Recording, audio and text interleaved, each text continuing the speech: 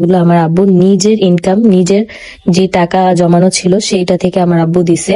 আমি আসলে বুঝি না যে এই সমাজের মানুষগুলো কেমন। তারা হচ্ছে একটা মেয়ে মানুষ যখন একটা ফ্যামিলিকে টানে তখন এই জিনিসটাকে এমন ভাবে দেখে, আসলে আমি কি বলবো, যাদের ফ্যামিলিতে বড় কোনো ছেলে নেই তাদের তো তাদের মেয়েরাই দেখবে। যদি মেয়ের ওই রকম সামর্থ্য থাকে তাহলে তো তার মেয়েই দেখবে। এই জিনিসটা নিয়ে দেখলাম আমাদের সমাজে অনেকেই মনে করো কটু করে কথা বলে যে একটা মেয়ে তার বাবাকে টানছে, একটা মেয়ে তার বাপের বাড়ি টানছে। এটা নিয়ে দেখলাম যে অনেকেরই অনেক ছোট করে কথা বলা।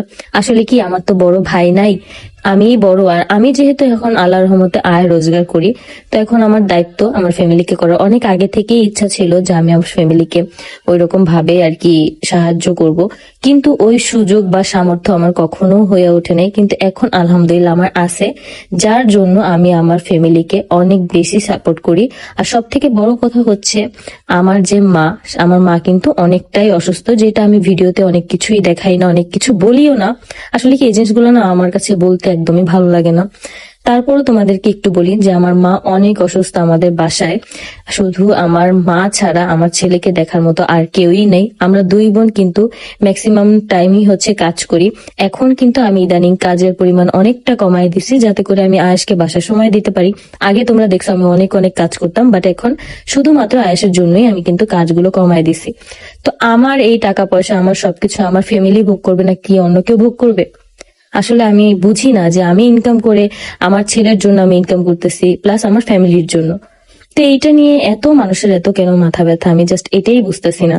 আর সব থেকে বড় কথা হচ্ছে আমি একটা মেয়ে হয়ে আমার ফ্যামিলির পাশে দাঁড়াইছি, এই জিনিসটাই হচ্ছে অনেকে সহ্য হয় না, যে আমি মেয়ে হয়ে কেন আমার ফ্যামিলিকে দিচ্ছি। আসলে আমি বলবো যে প্রত্যেকটা সন্তানের উচিত যে যার জায়গা থেকে প্রত্যেকটা বাবা মাকে সাপোর্ট করা, সেটা যেইভাবে হোক। হয়তো আমি আজকে আমার বাবা মাকে বেশি টাকা দিয়ে হেল্প করতেছি, যার সামর্থ্য যতটুকু সেটাই তো করবে, তাই না?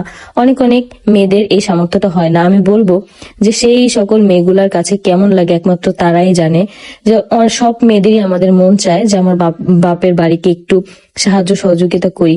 যারা করতে পারে তারা তো আলহামদুলিল্লাহ, বাট যারা করতে পারে না, আমি জানি যে ওই সময়টা যে কেমন লাগে একটা মেয়ের কাছে, সেই জিনিসটাও আমি সাফার করছি, সেই সময়টা আমি পার করে আসছি। আমি জানি যে ওই সময়টা কেমন লাগে। এটা প্রত্যেকটা মেয়ের কাছে অনেক বেশি একটা খারাপ লাগার ব্যাপার।